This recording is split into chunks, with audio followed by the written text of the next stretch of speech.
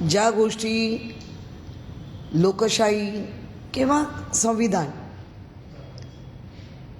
ह्या गोष्टीचं भान तर सर्वांना, आणि आजचा जो वर्धापन दिन आहे जनात मनात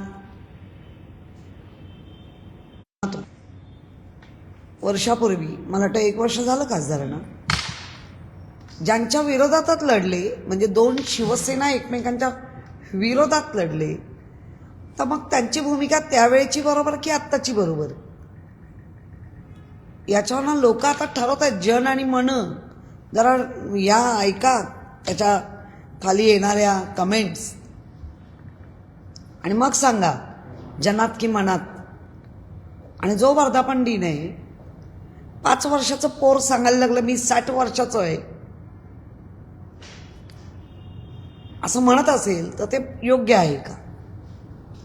जी शिवसेना बाळासाहेबांनी उभी केली, बाळासाहेबांनंतर ज्या उद्धव साहेबांनी 2012 नंतर किती जणांचे उद्धार केलेत, हे 12 नंतरचे झालेले सगळे प्रगत जे बोलणारे हे सगळे 12 नंतर प्रगत झाले. त्याच उद्धवजींच्या पक्षाला मुळासकट उपटून काढण्याचं काम ते करण्याचा प्रयत्न करतायत. पण मी जितके निष्ठावंत शिवसैनिक आज नाही म्हटलं तरी जे आमचे खासदार आहेत, मग ते अनिल देसाई असतील, अरविंद सावंत असतील, वाजे असतील, आज वाजेंचं स्वागत बघा जनतेनेच केलंय ना, जनतेनेच केलं ना, स्थानिक लोकांनी केलं ना. त्यामुळे ज्या पद्धतीने चाललंय आणि बऱ्याच जणांचं राजकीय लोकांची जी मतं मांडली जात आहेत, अभ्यासकांची, ती राजकीय मतं जरा वेगळी आहेत. त्या राजकीय मतांचा आदर करूनच सांगेन की आत्तापर्यंत महाराष्ट्र म्हणजे आम्हाला बाळासाहेबांनी सांगितलेली एक गोष्ट, C.D. देशमुख यांनी महाराष्ट्र दिल्ली पुढे झुकणार नाही राजीनामा दिला होता. आता कल्पना नाही, मी त्या व्यक्तिमत्व फक्त वाचलंय आणि साहेबांनी सांगितलं नाही तर थोडंसं. असे पण महाराष्ट्रात होऊन गेले. ज्या छत्रपती शिवाजी महाराजांचा आपण वारसा चालवतोय म्हणतो, त्या छत्रपतींनी, शिवाजी महाराज छत्रपतींनी, आपल्या छत्रपती शिवाजी महाराजांनी कधी दिल्ली पुढे मान झुकवली नाही. त्या दिल्लीच्या वरनं आलेल्या सगळ्या स्वाऱ्या महाराष्ट्रामध्येच उलथून लावल्या. त्यामुळे हे राजकारण वेगळं आहे. इथे स्वाभिमानाचंच राजकारण नाही आहे, ते स्वाभिमान, तो मान सन्मान महाराष्ट्राचा. आणि आज आपला महाराष्ट्र हा संतांची भूमी आहे, साधू संतांची आहे. आपल्याला हे शिकवलं का? ज्या पद्धतीने फोडाफोडी होते ही वेगळ्या कारणासाठी होते. कायमस्वरूपी एका पक्षाची सोय, जे महत्वाचे काही बिलं आणायची, आधी होतं 400 पार, तिथे महाराष्ट्राने घोडा अडवला, अनेक राज्यात ते कमी कमी करत ते 400 पारचा आता जो नारा आहे तो आता 600 पार करायचा आहे म्हणून वाटेल त्या मार्गाने.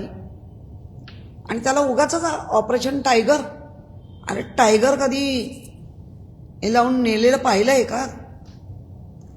म्हणजे स्वभाव दर्शन देताना पण आपण जरा चुकतोय का? टायगर कधी बकऱ्यासारखा ओढत गेला नाहीये. त्यामुळे या गोष्टीचा सर्वांनाच, म्हणजे मुंबईकरांचा कौल किंवा महाराष्ट्राचा दे ऐका मग कळेल. साजरा होतोय त्यापूर्वी काही दिवसांपासून 2-3 दिवसापासून एक व्हिडिओ व्हायरल होतोय. तो व्हिडिओ कसा आहे, उद्धव ठाकरेंच्या शेजारी एक आमदार आहे, एक खासदार आहे. खासदार उमराजी निंबाळकर आणि आमदार कैलास पाटील आहे. आणि उद्धव ठाकरे म्हणतात हे माझे 2 वाघ आहेत. वाघांवर कसला दबाव आहे? मला ओमराजे निंबाळकरांचं तर फारच आश्चर्य वाटतंय. अतिशय छान मुलगा. मी कारण त्यांचं एकंदर वय बघता मी मुलासारखंच त्यांच्याकडे बघेन. आणि दोघंही प्रचंड आवडणारी लोक. म्हणजे आम्ही असं म्हणायचो, आपण असं मस्तीने म्हणतो ना कधीतरी, अरे आमचे ढवळे पवळे बघा. ते जरी ते उपाधी असली तरी एक चांगल्या ह्यानी बघतो, जयवीरू म्हणून बघतो. अशी जी एक उपाधी आहे त्या ह्याच्यात आम्ही त्यांना पाहतोय. आणि ते आत्ता थोडं प्रकट होत आहेत. माझ्या केसचं काय निकाल, मुळात ते घडलं का, कोणी घडवलं ही तुम्हाला माहिती असणार ना मनापासून. नाही नाही, माझं म्हणणं आहे केस तुमच्या वडिलांच्या हत्येची आहे, मृत्यूची नाही. ती चालू आहे. आणि त्या केसचं आणि ह्याच्याशी इतके वर्ष तुम्ही लढत आलात ना. 2009 पासून तुम्हाला सगळं देत आल्यानंतर लढतच होता ना. आणि निकाल ज्याच्यावर तुमचा संशय, त्या निकालाबाबत तुम्ही जर म्हणाल मी तसंच जाणार, तर मग हे लोकांना चुकीचं वाटतंय. ओमराजे यापुढे जाऊन असं म्हणतात की निष्ठेने, कोरड्या निष्ठेने मी मतदारसंघाचा कसा विकास करू, खाली हात मतदारसंघामध्ये गेले. येस, बरोबर जागेवर बोलले. हात तर प्रश्न आहे. असे गळे घुट्टे आले नाहीत, ईडी काडी बिडी सगळं लावून, की मग निधी गोटायचा. आणि मग पुढचं भविष्य माझं काय, विना निधी अभाव आहे. मग का नाही ठणकावून सांगत आहे की असं तसं करू शकता तुम्ही, निधी काय घरातला आणून देत आहेत का. पण नाही होत आहे. आणि ती परंपरा महानगरपालिका, ग्रामपंचायत, राणींच्या मुलांनी तर सरळ सांगितलं, जो गाव आमच्यावर येणार नाही त्यांना निधीच नाही देणार. आणि याच्यावर हे व्हायला पाहिजे होतं. निवडणूक आयोगाने ऑब्जेक्शन घ्यायला पाहिजे होतं. निवडणूक आयोग कशासाठी ठेवलंय? याच गोष्टीसाठी. निधी हा निवडून आलेल्याला त्याच्या भौगोलिक आणि त्याच्या गरजेप्रमाणे दिला पाहिजे. किंवा एक सर्वसाधारण जो वाटप होतो तो होतोय का. त्यामुळे निधी आणि मग हा पक्षात घ्यायचा विधी, एवढंच कारण आहे. ऑपरेशन टायगरची चर्चा आहे, मात्र त्याच्याच तुलनेनं ऑपरेशन तुडवाची पण चर्चा आहे. नाही, मुळात ऑपरेशन तुडवा प्रत्येकाने आता ते चालू केलं. सैनिक आहे. उलट त्या सैनिकांना जेरबंद करणं वगैरे हे पण कटकारस्थान रचतायत. म्हणजे एकतर ज्या सैनिकांनी रक्ताचं पाणी करून तुम्हाला निवडून आणलं, त्या सैनिकाच्या घामाची, त्या सैनिकाच्या तुमच्यावर असलेल्या प्रेमाची काहीच कदर नाही. त्यामुळे चिडून तुडवणं हा जरी शब्द असला तरी वैचारिकदृष्ट्या तुम्ही तुडवलेच गेलात असं माझं म्हणणं आहे. ओमराजेंनी आदित्य ठाकरे यांच्या नेतृत्वावर प्रश्नचिन्ह उपस्थित केलं. ते असं म्हणतात की मी समजू शकतो उद्धव ठाकरे आजारी होते, पण आदित्य ठाकरे मतदारसंघामध्ये महाराष्ट्रामध्ये फिरायला पाहिजे होतं असं ओमराजे निंबाळकर म्हणतात. आदित्य ठाकरेंच्या नेतृत्वावर प्रश्नचिन्ह नाही, शेवटी जायचं तर मला कारण द्यायचंच आहे. कारण देऊनच जावं लागतं. मग आदित्य ठाकरे तुमच्या वेळेला जेव्हा आले, काय सुषमा अंधारे किंवा यांनी किती मेहनत घेऊन, आम्ही नाही गेलेलो, आम्ही अरविंद सावंत, अनिल देसाई यांच्या प्रचारात होतो. पण ज्या पक्षाचं प्रचंड हुशार नेतृत्व आहे त्याला आधीच प्रश्नचिन्ह करून त्याच्याबद्दलचं नरेटिव्ह पूर्ण करायचं. आणि ते नरेटिव्हसाठी तर पैसे मिळत आहेत. म्हणजे उगवत्या नेतृत्वालाच काढून टाका. दुसरीकडे आपण बघायला तर काल महानगरपालिकेमध्ये एक मोठी घटना पाहायला मिळाली. तुमची इतर सर्व नगरसेवक तुमच्या होते, मात्र एक अनुपस्थित फोन कळवा किंवा पत्र द्या, मागितलंय आम्ही. कारण उद्या सभागृहामध्ये सगळं तुम्ही विविध पक्ष व्हीप जारी केला, त्या समजा गैरव्यवस्था राहिली, ते आमच्या पक्षाला धरून ज्या पद्धतीने कायदा काय असेल तो सगळ्यांसाठीच असेल लागू, म्हणजे तो काय एकट्या कोणासाठी नाही. आणि आज त्यांनी कोट टाकलेला आहे. आता ही भूमिका ह्या त्यात जास्त, आम्ही तर म्हणतो ह्या आमच्या बरोबर आहेत. आता बाकी काय असेल ते तुम्हाला माहिती.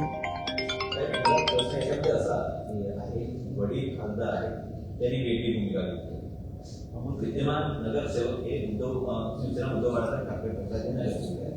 मग या अनुषंगाने जर बोलायला गेलं तर काही वेगळी भूमिका असू शकते. नाही, राजकारणामध्ये अनेकदा पती एकीकडे तर पत्नी एकीकडे आपण पाहिलंय या संपूर्ण महाराष्ट्रात. मुलगा मुलगी हे आपण पाहिलंय.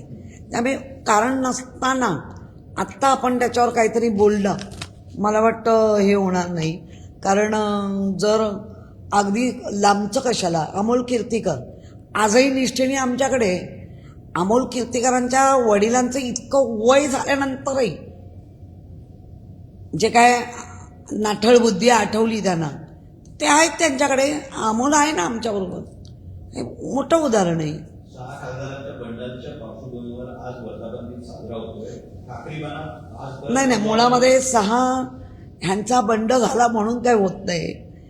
जो आमचा वर्धापन दिन नेहमीच असतो त्या ह्याच्यावर. आणि ठाकरी बाणा हा बोलूनच कशाला, ठाकरी बाणा इतकं वादळ उठवतायत, इतकं मुळासाकून काढतायत, तरी उद्धवजी ठामपणे चारी बाजूनी वादळं असताना बाळासाहेबांची शिवसेना घेऊन त्या वादळात नाव घेऊन उभे आहेत ना, नेतृत्व करतायत ना.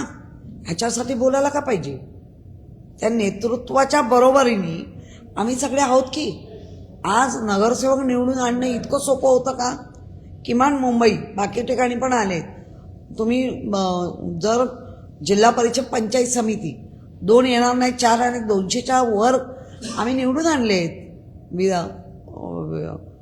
पंचायत समिती आणि विधानसभा जिल्हा परिषद आणले आहेत ना. पुरा म्हणजे अगदी काहीच शिल्लक नाही असं दाखवून जो काही प्रचार चाललाय, तरी त्या स्वकीय स्वारी करतायत. आप्तस्वकीय म्हणजे अगदी ह्याची नका घेऊ, नातेसंबंध. म्हणजे आम्ही शिवसैनिक एकमेकांच्या रक्ताच्या नात्यात नसलो तरी प्रेमाच्या आणि निष्ठेच्या नात्यात आहोत की. संतोष बांगर यांनी दावा केलेला आहे की 14 आमदार सुद्धा फुटणार आहेत. गुलाबराव पाटील पण नाही, बघा, हे तर मला पण येतात फार असं उद्वेग आणि काय काय बोलावं. नीच आणि नालायक आहेत. त्यांना स्वतःची काय चाड आहे का?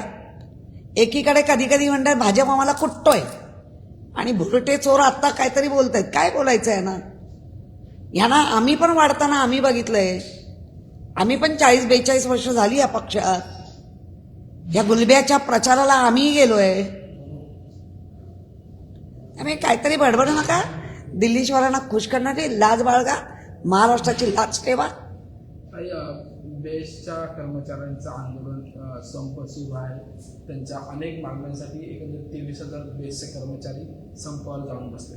बघा, बेस्टच्या कर्मचारी जेव्हा आता संपावर बसले, आम्ही त्यांच्या सोबत आहोत. आम्हाला जिथे जिथे त्यांच्या सोबत राहून आवाज उठवायचा तो आम्ही उठवणार.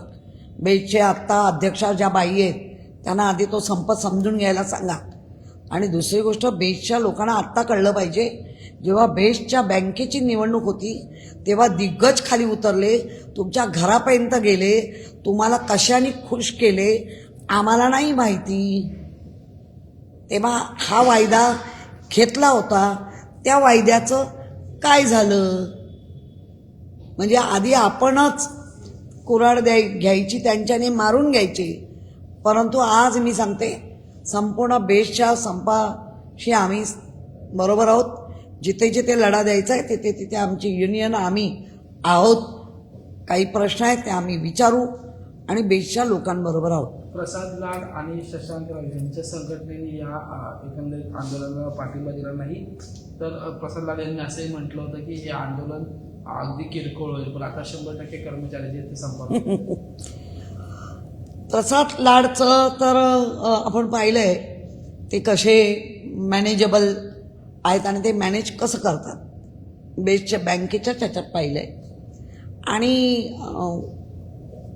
हा जो युनियनचा शशांक शरदराव निवडणूक होईपर्यंत काय बोलला आणि त्याच संध्याकाळी त्याने काय केलं, वडिलांची तरी चाड ठेवली पाहिजे. वडिलांनी बऱ्यापैकी चांगलं युनियनचं काम केलं.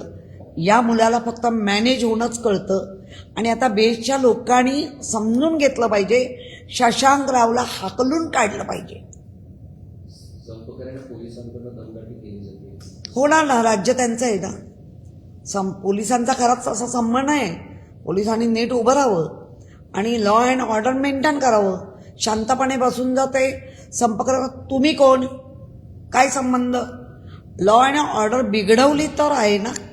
त्यामुळे पोलिसांवर कुठून दबाव येत आहेत, हे दबाव तंत्रच खराब आहे. शिवसेनेमध्ये शिवसेना उद्धव बाळासाहेब ठाकरे पक्षामध्ये उद्धवजी, आदित्यजी आणि वैदिक फक्त तिघेच होणार असा रामदास कदम म्हणत आहे. जाऊ दे, ज्यांना ज्या ताटात जेवायला घातलं त्या ताटात वाट लावायची आणि ते ताट पुन्हा खायचं, अशा वृत्तीचा हा माणूस आहे. अरे तुरेच करणार, लायकीत ते.